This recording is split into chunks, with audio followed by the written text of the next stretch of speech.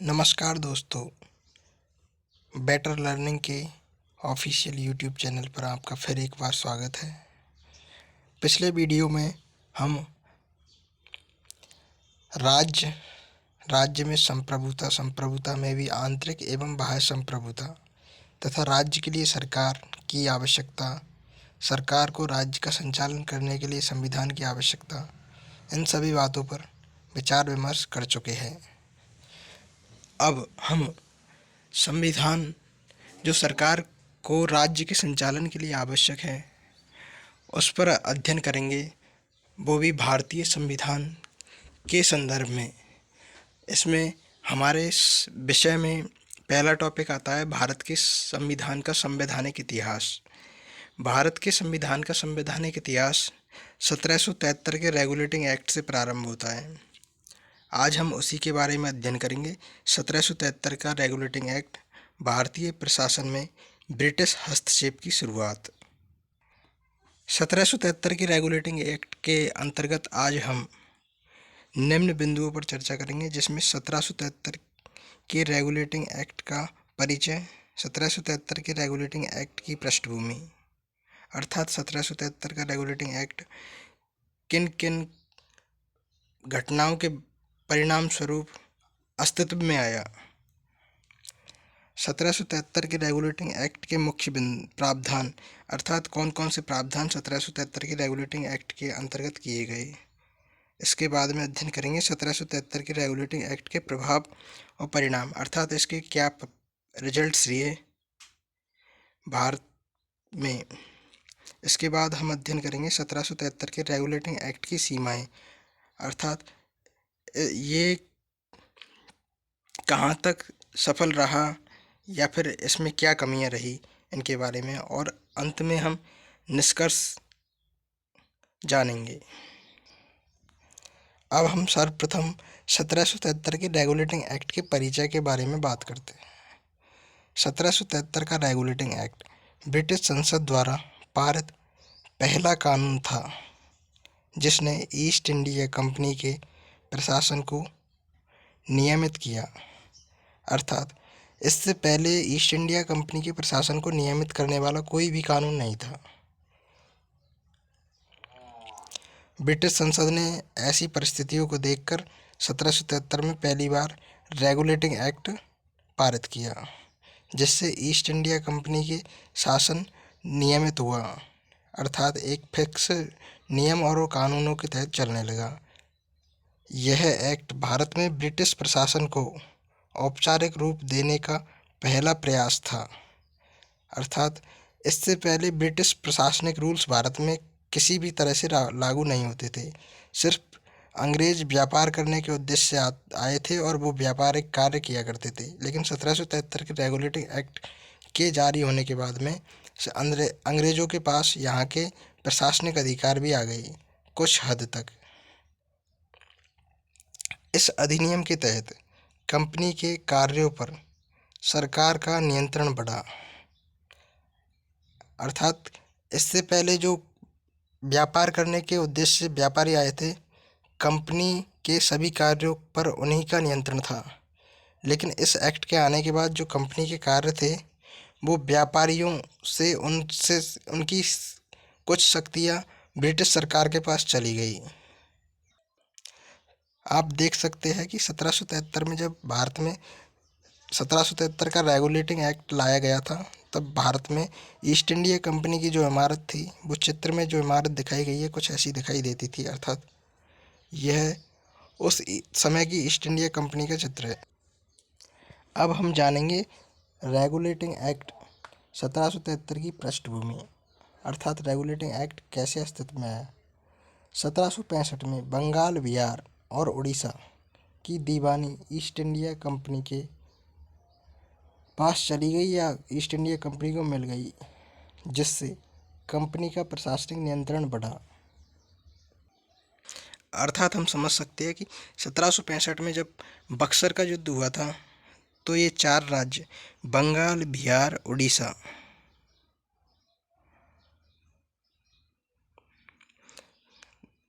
माफी चाहते, तीन राज्य बंगाल, बिहार और उड़ीसा ईस्ट इंडिया कंपनी से पराजित हो गए और इनके जो दीवानी अधिकार थे, कर वसूलने संबंधी अधिकार तथा अन्य अधिकार, वो इनसे छिनकर ईस्ट इंडिया कंपनी के पास चले गए, जिससे ईस्ट इंडिया कंपनी की शक्तियों में वृद्धि हुई।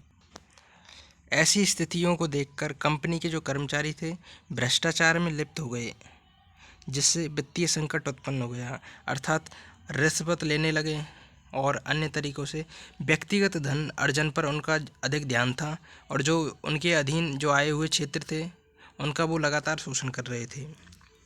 ब्रिटिश सरकार ने इस स्थिति को सुधारने के लिए 1773 के रेगुलेटिंग एक्ट लागू किया।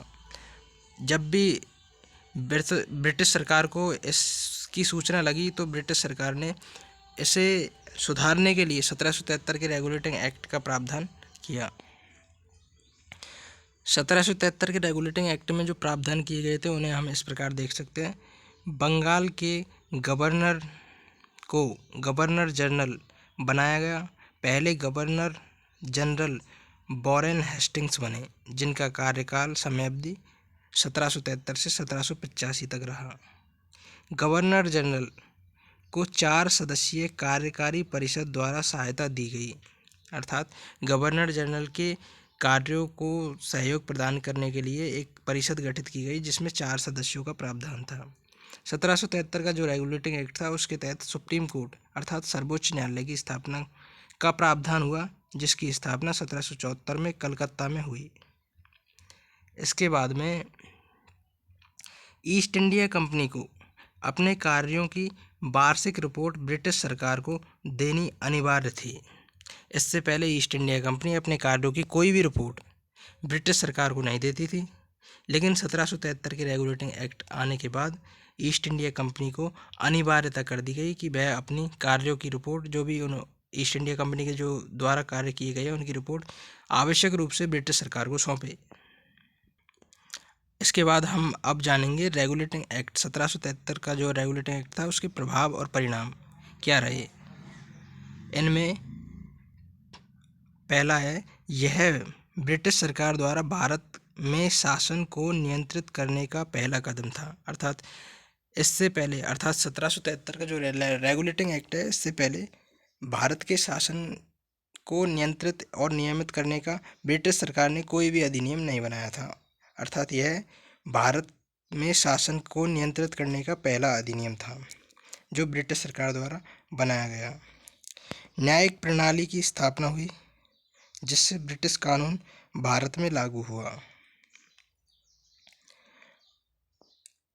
जैसा कि हम देख चुके हैं, 1773 के रेगुलेटिंग एक्ट के तहत सुप्रीम कोर्ट सर्वोच्च न्यायालय की स्थापना की गई है, अर्थात न्यायिक प्रणाली की स्थापना हुई, जिससे ब्रिटिश कानून भारत में लागू हुए।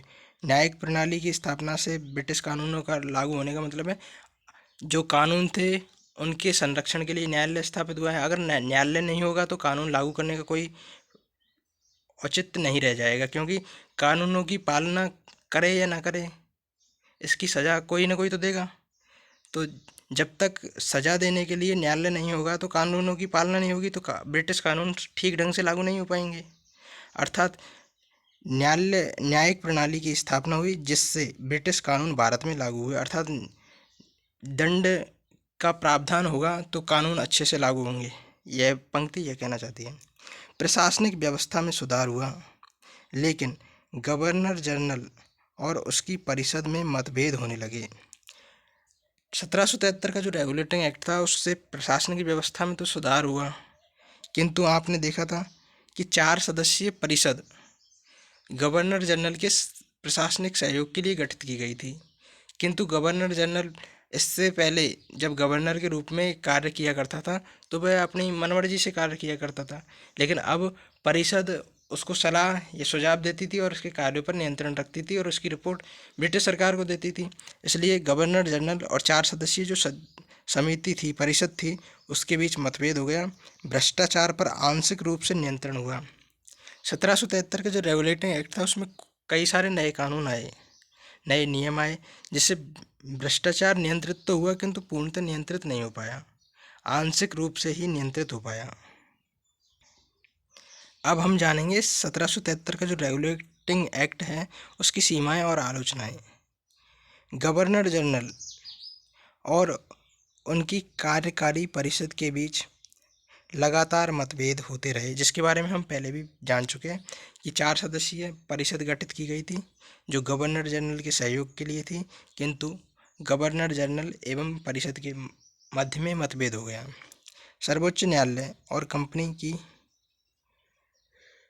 प्रशासन के अधिकारों में टकराव की स्थिति बनी।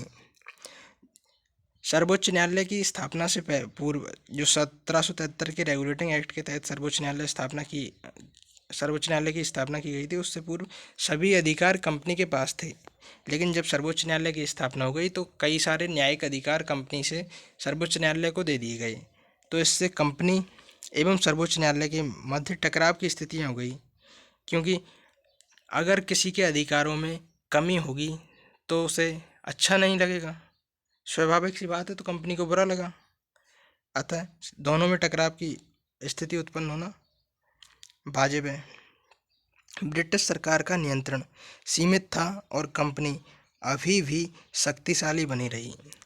ब्रिटिश सरकार ने हर संभव प्रयास किया कि कंपनी के अधिकारों में कमी की जाए और कंपनी का जो भ्रष्टाचार है, करप्शन है, जो कंपनी के व्यापारिक अधिकारी कर रहे हैं, उसे कम किया जाए। किंतु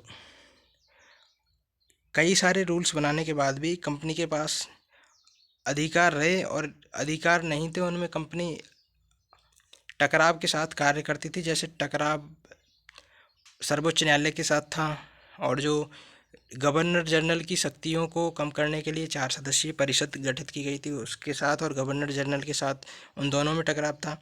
इस प्रकार कंपनी अपनी जो शक्तियाँ थी, अपने जो कार्य थे, उन्हें छीनना से नहीं देना चाहती थी और लगातार कार्य कर रही थी। जो अपने अधिकार क्षेत्र में नहीं थे उन कार्यों को भी निष्पादित करी। निष्कर्ष रूप में हम देख सकते हैं 1773 के रेगुलेटिंग एक्ट भारत में ब्रिटिश शासन को विनियमित करने का पहला प्रयास था।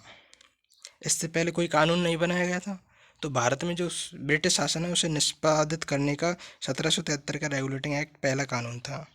इस अधिनियम ने गवर्नर जनरल की भूमिका को परिभाषित किया और सर्वोच्च न्यायालय की स्थापना की। अर्थात इससे पहले जो गवर्नर जनरल की क्या भूमिका होगी उसके बारे में कोई प्रावधान नहीं था, तो उसे परिभाषित किया 1773 के रेगुलेटिंग एक्ट ने कि गवर्नर जनरल क्या कार्य करेगा। और इससे पहले कोई भी न्यायालय की व्यवस्था नहीं थी। सर्वोच्च न्यायालय की स्थापना 1773 के रेगुलेटिंग एक्ट के तहत की गई थी। हालांकि इसकी कुछ सीमाएं थी, लेकिन इसने आगे चलकर 1784 के पिट्स इंडिया एक्ट का मार्ग प्रशस्त किया। अर्थात 1773 का जो रेगुलेटिंग एक्ट है वो पूर्णतः सफल नहीं हो पाया जिन उद्देश्यों के साथ लागू किया गया था, परंतु सफल नहीं होने के बावजूद भी जो 1784 का पिट्स इंडिया एक्ट है उसका मार्ग इसने स्पष्ट रूप में प्रशस्त कर दिया था।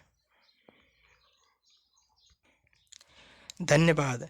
इससे पहले की वीडियो में हम राज्य संप्रभुता में भी आंतरिक एवं बाह्य संप्रभुता, राज्य के लिए सरकार की आवश्यकता, सरकार को राज्य का संचालन करने के लिए संविधान की आवश्यकता का अध्ययन कर चुके हैं, तथा इस क्लास में हम संविधान के संदर्भ में भारतीय संविधान के ऐतिहासिक पृष्ठभूमि में 1773 के रेगुलेटिंग एक्ट का पूर्ण रूप से अध्ययन कर चुके हैं। इससे आगे अगली क्लास में अध्ययन करेंगे। धन्यवाद।